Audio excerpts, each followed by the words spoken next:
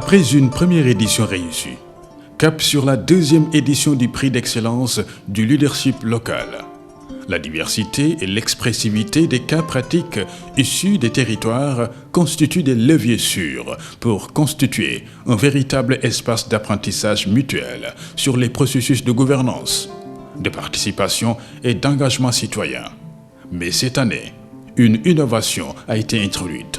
L'innovation qu'on a apportée, c'est au-delà de ce qui va être présenté dans la salle, le comité scientifique va se déporter sur les sites, dans les 30 collectivités territoriales qui seront nominées, pour visiter les expériences et pour regarder la véracité de ce qui a été présenté et en profiter pour échanger avec les citoyens, pour que la partie évaluation citoyenne puisse aussi avoir un coefficient, 35%, qui puisse conforter la présentation qui a été faite dans la fiche. Cette initiative est le condensé à la fois d'une raison et d'une émulation pour la prise en charge diligente des préoccupations légitimes des populations des collectivités territoriales. C'est donc parti sur fond d'une approche de communication. Campagne de sensibilisation dans les 14 régions, diffusion de spots à la RTS, points de presse et réseaux sociaux ont ponctué le processus pour une adhésion des acteurs. À l'arrivée, une belle moisson. 125 collectivités territoriales, 16 journalistes et communicants et 12 chercheurs ont soumissionné. Une retraite de 72 heures a permis de passer en revue, suivant des critères consensuels validés, tous les dossiers de candidature. Pour une deuxième année de conduction du prix d'excellence du leadership local, c'est une très bonne progression que nous faisons. L'équipe travaille très dur et nous sommes sûrs que nous arriverons à de très bons résultats. À l'arrivée, ont été nominées 30 initiatives dans la catégorie collectivité territoriale, 6 productions dans la catégorie médiatique et 3 projets de recherche de 3e cycle. Ce 21 et 22 novembre 2019, la conférence d'apprentissage a donné lieu à un retour d'expérience entre différents protagonistes sociaux, en présence de nombreux publics. Après le cadrage clairement exprimé par le président du comité de pilotage, une appréciation positive a été notée chez les pouvoirs publics, avec une fine perception quant à la pertinence de l'événement. Je constate pour m'en féliciter l'engouement des exécutifs locaux suite à une première édition réussie, à tout point de vue. D'ailleurs, l'évaluation qui en a été faite a démontré toute la pertinence de sa structuration et la vitalité de l'approche. À cet effet, je tiens d'emblée à remercier vivement et à féliciter chaleureusement l'ONG Enda Ecopop pour cette bonne initiative qui met en œuvre l'option du président de la République, M. Macky Sall, de faire de notre territoire la clé de voûte de nos politiques publiques. Lors de la série de présentations dans la catégorie des chercheurs, Rugiatuka a porté la toge d'une universitaire pleine de verve devant Sambala Obembaï et Badaba, ses concurrents du jour. Justement, cette méthodologie de la systémique territoriale va nous permettre de voir le territoire de la Grande Côte comme un construit socio-spatial, relations société-espace, pour un peu voir les logiques des acteurs et leurs intérêts différents. Dans les productions médiatiques, autant les images produites, Warka Samb, ont rivalisé d'émotion avec celles de Cheikh Sadibou Sey.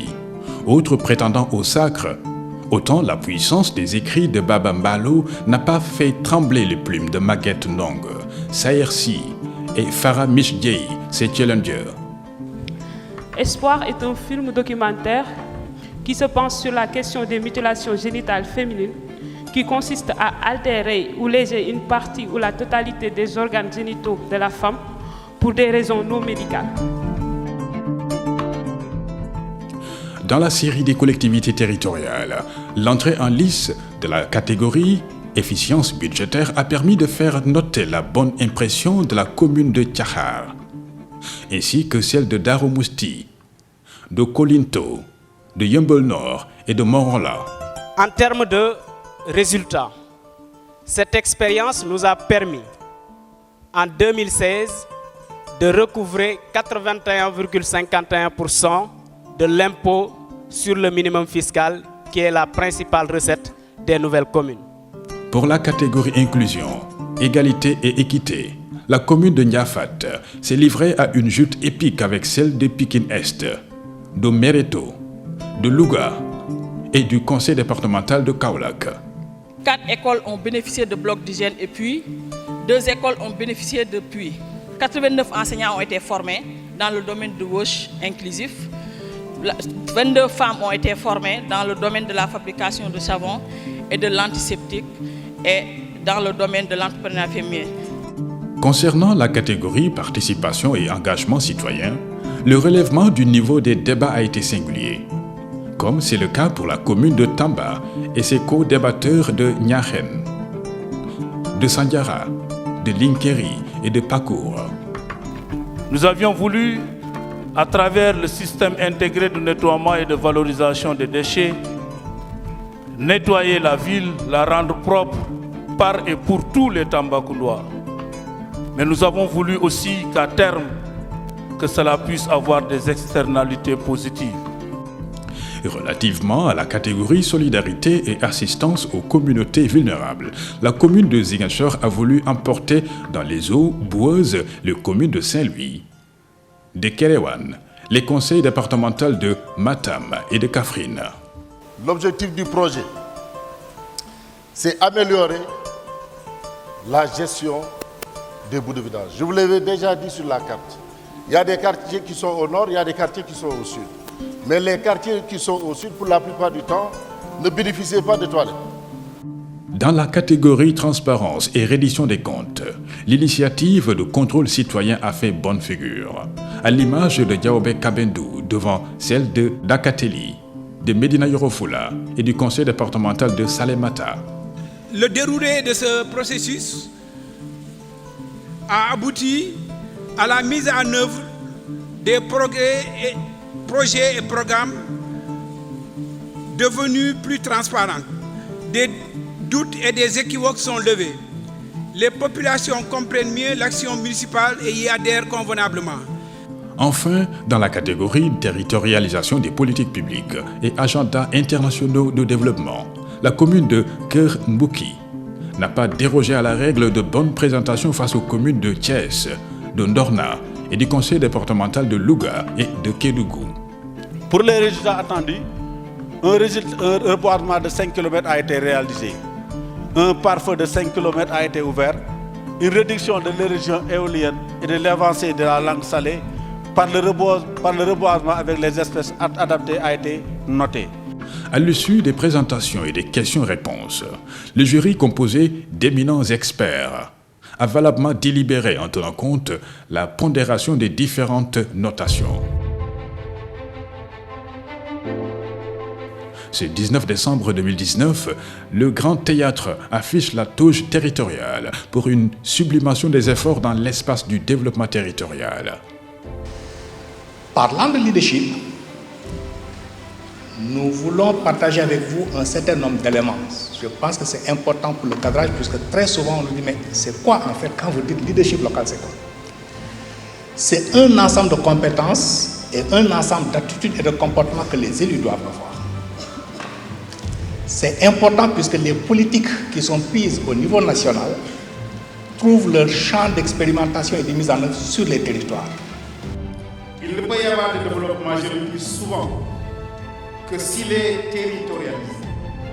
C'est-à-dire que les communautés soient au centre de la problématique afin de tenir compte de leurs besoins et de leurs aspirations légitimes pour faire participer de façon inclusive à la recherche de solutions pertinentes. Au cours d'une cérémonie présidée par le ministre des collectivités territoriales, du développement et de l'aménagement des territoires, 2 relais, 18 collectivités territoriales, 2 journalistes communicants et une doctorante ont été primés.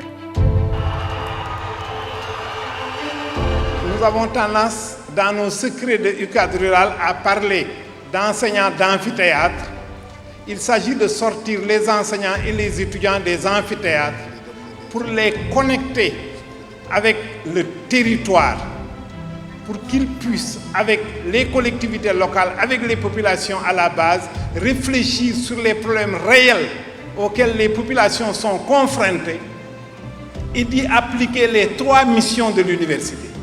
Au terme de cette cérémonie riche en couleurs et en sonorités, le président du comité scientifique a présenté le mémorandum, non sans insister sur quelques recommandations en direction des différentes catégories de candidats. Nous invitons le ministère à encourager les collectivités territoriales à nouer des partenariats avec le secteur privé et la coopération décentralisée, voir les opportunités offertes par l'intercommunalité dans un contexte national marqué par la rareté des ressources de l'État et par l'approfondissement de la décentralisation.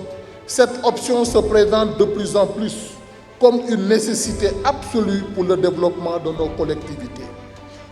En direction de la presse, la spécialisation dans le domaine de la décentralisation leur permettrait de se familiariser davantage avec certains concepts et de pouvoir travailler avec certaines personnes ressources. Nous voulons, pour les chercheurs, adopter les collectivités territoriales comme cadre de recherche, de domaine d'application en rapport avec les différentes ressources existantes. Avec une heureuse suggestion bien prise en compte par le ministre des collectivités territoriales. Nous souhaitons, Monsieur le ministre, qu'un cadre d'un memorandum of understanding soit élaboré entre vous et ce processus pour que l'accompagnement du ministère en charge de la décentralisation auprès de ENDA et de ses partenaires soit assorti de ressources financières permettant d'assurer la tenue de l'événement sous le format d'un grand prix du chef de l'État pour l'excellence et le leadership local. Je voudrais également féliciter tous les lauréats ici présents. Et j'ai suivi avec attention tout le processus. C'est un processus transparent. C'est un processus participatif. Nous avons eu plus de 125 collectivités territoriales qui ont participé. Nous souhaitons les années prochaines avoir beaucoup plus de collectivités qui participent. Évidemment, c'est un concours, ce n'est pas une obligation, mais nous voulons de plus en plus que les collectivités territoriales participent à ce challenge. J'ai également bien noté la proposition de faire du 10 octobre cette journée de remise de ces distinctions et je transmettrai à son Excellence M. Macky Sall votre souhait de faire de cette cérémonie le jour du Grand Prix du chef de l'État pour le leadership local. Les rideaux sont tombés et clap de fin pour la 2e édition du prix d'excellence du leadership local. Un bon point pour les acteurs de la gouvernance territoriale au Sénégal.